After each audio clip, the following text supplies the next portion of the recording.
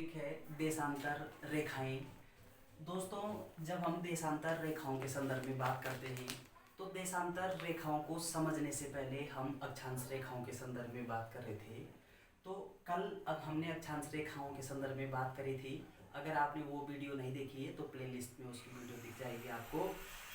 देशांतर रेखाओं के संदर्भ में बात करेंगे कि ग्लोब, सपोज ये हमारा क्या है, ये हमारा ग्लोब है।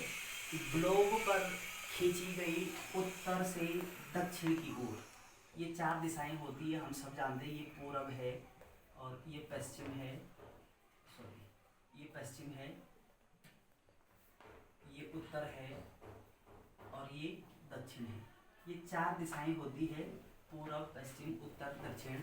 और हम कह रहे हैं कि देशांतर रेखाएं किसको कहेंगे कि ग्लोब पर खींची गई उत्तर से दक्षिण की ओर काल्पनिक जो रेखा होती है, इस काल्पनिक रेखा को हम क्या कहेंगे, देशांतर रेखाएं।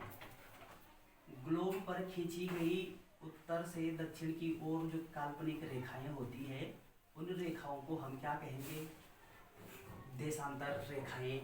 अगला सवाल आपसे प्रश्न पूछा जा सकता है कि देशांतर रेखाएं कौन सी होती है, जो उत्तर से दक्षिण की ओर खींची जाती है। इतना पॉइंट आपका क्लियर हो जाता है। अगला पॉइंट आपको ध्यान रखना है कि देशांतर रेखाओं की कुल संख्या कितनी होती है। ये जो रेखाएं हैं, ये कुल रेखाएं कितनी होती है, तो आप बोलोगे कुल रेखाएं होती हैं कितनी, कुल रेखाएं, देशांतर रेखाएं होती है कुल कितनी रेखाएं होंगी, आप बोलोगे 360 रेखाएं। तो कुल होती है 360 रेखाएं। और ये जो है ये क्या कहलाती है, जो बीचों बीच जिस जो ग्लोब को दो बराबर भागों में विभाजित कर रही है, बांट रही है, इस रेखा को बोलेंगे हम क्या, 0 डिग्री देशांतर रेखा। इसको बोलेंगे 0 डिग्री देशांतर रेखा। और ये जो 0 डिग्री देशांतर रेखा है, ये क्या कर रही है, ग्लोब को दो बराबर हिस्सों में बांटने का काम कर रही है। तो ये विभाजित हो गई, ये बीच की रेखा है 0 डिग्री देशांतर रेखा। अब इस वाले हिस्से को बोलेंगे हम क्या, पूर्वी देशांतर। इसको क्या बोलेंगे, पूर्वी देशांतर। और ये इधर वाला जो हिस्सा है, ये क्या कहलाता है, पश्चिमी देशांतर। तो पूर्वी देशांतर और पश्चिमी देशांतर में हमने क्या किया, इसको ये 0 डिग्री अक्षांश दो बराबर हिस्सों में बांटने का काम कर रही है।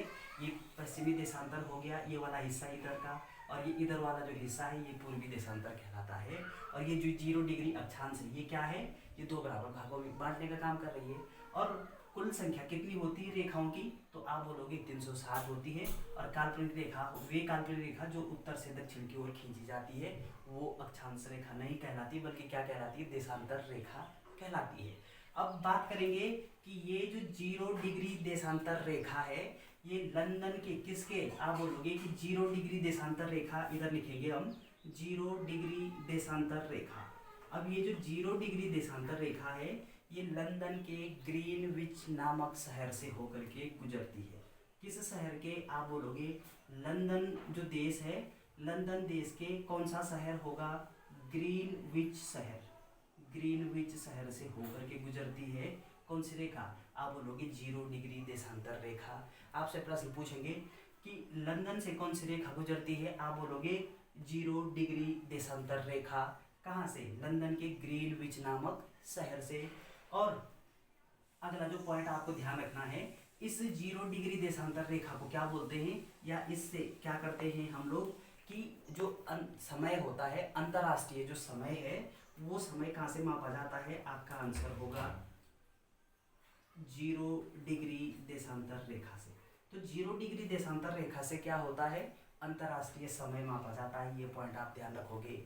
और इसके अतिरिक्त जो 180 डिग्री देशांतर रेखा होती है, कौन सी, 180 डिग्री देशांतर रेखा। अब ये 180 डिग्री देशांतर रेखा, इस रेखा को हम किस नाम से जानते हैं, इसको बोलते हैं अंतर्राष्ट्रीय तिथि रेखा। इसको क्या बोलेंगे, अंतर्राष्ट्रीय तिथि रेखा या अंतर्राष्ट्रीय तिथि रेखा। आपसे सवाल पूछा जा सकता है कि अंतर्राष्ट्रीय तिथि रेखा किसको कहते हैं, आप बोलोगे 180 डिग्री देशांतर जो रेखा होती है उसको हम क्या बोलेंगे, अंतर्राष्ट्रीय तिथि रेखा। अब इधर थोड़ा सा समझने वाली जो बात है वो समझेंगे आप कि ये एक रेखा है, ये एक देशांतर रेखा है, ये और दूसरी देशांतर रेखा है ये। तो दो देशांतर रेखाओं के बीच ये जो पूरा स्थान है, इस पूरे स्थान की दूरी कितनी होती है? तो आप बोलोगे 111 किलोमीटर। कितनी? 111.32 किलोमीटर होती है।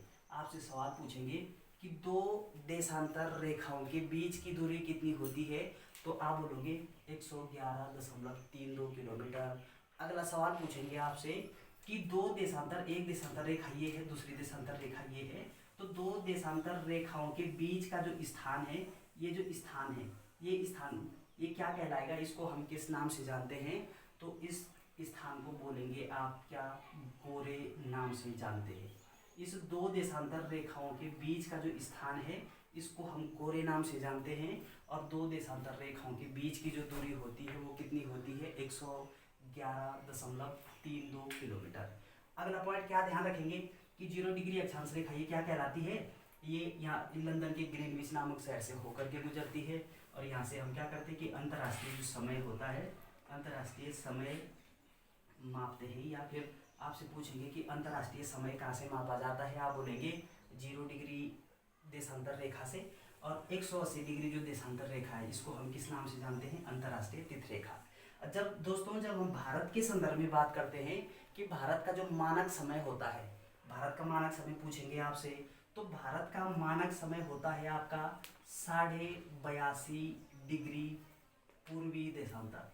तो भारत का जो मानक समय है वो 82.5 पूर्वी देशांतर से मापा जाता है। और जो विश्व के मानक समय से कितना आगे है? आप बोलोगे 5.5 घंटे, मतलब 5 घंटे और 30 मिनट आगे है, इसको बोलते हैं 5.5 घंटे। तो भारत का मानक समय विश्व के मानक समय से कितना आगे है? आप बोलोगे 5 घंटे 30 मिनट, मतलब 5.5 घंटे। और ये जो भारत का मानक समय है ये कहाँ से मापा जाता है? आपका सही आंसर होगा कि इलाहाबाद के नैनी गांव से। कहाँ से? इलाहाबाद के नैनी गांव से भारत का जो मानक समय है वो मापा जाता है। एक बार फिर से संक्षेप में देखेंगे कि ये देशांतर रेखाएं किसको बोलेंगे? कि ग्लोब पर खींची गई वे काल्पनिक रेखा जो उत्तर से दक्षिण की ओर खींची जाती है, उसको हम क्या बोलेंगे? देशांतर रेखा। और इन देशांतर रेखाओं की संख्या कितनी होती है? आप बोलोगे 360 होती है।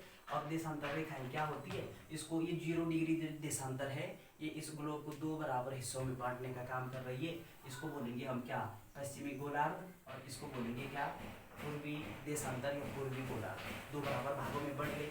अब अगला सवाल आपको ध्यान रखना है कि दो देशांतर रेखाओं के बीच की जो दूरी है वो कितनी होती है? आप बोलोगे 111.32 किलोमीटर। और अगला पॉइंट ध्यान रखना है कि दो देशांतर रेखाओं के बीच का जो स्थान है उसको किस नाम से जानते हैं? उसको बोलेंगे गोरे नाम से। और ये जो 0 डिग्री अक्षांश रेखा है ये इसको क्या बोलेंगे? मतलब ये लंदन के ग्रीनविच नामक शहर से होकर के गुजरती है। और ग्रीनविच शहर से होकर के गुजरती है। पॉइंट आपको क्लियर हो गया। अगला कि 100 अंतर्राष्ट्रीय तिथि रेखा के नाम से कौन सी रेखा जानी जाती है? आप बोलोगे 180 डिग्री देशांतर जो रेखा है इसको क्या बोलेंगे? अंतर्राष्ट्रीय तिथि रेखा। और भारत का जो मानक समय है वो 82.5 डिग्री पूर्वी देशांतर से मापा जाता है। और कहाँ से? इलाहाबाद के नैनी गांव से। और भारत का जो मानक समय है वो विश्व के मानक समय से कितना आगे है? आप बोलोगे 5.5 घंटे आगे है। तो इतनी जानकारी होनी चाहिए थी आपको। कहाँ से? इन देशांतर रेखाओं से।